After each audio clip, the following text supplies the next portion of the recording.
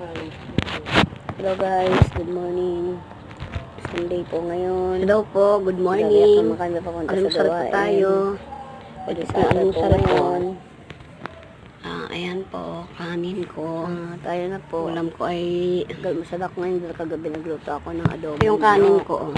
Ulam pa namin ang umaga dahil yung Ayan bayabig po, ko na may Milo ako. Ako ng Quezon City kala Sister Rose. Meron akong pritong tuyo. Kaso lang.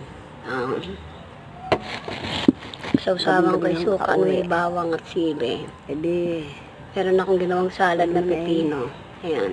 nakaliwaga ako na Breakfast po tayo ngayon. Sagal ako tayo sa Nagluto ako ng alamang. Ibis na lang ako. Medyo maanghang nga lang. Ayan Ayan. po, sige, God bless. Kain po tayo. Di mamaya nga po ay overnight. Hindi mag-overnight kami ng bilabid ko. Sa dako ng Antipolo.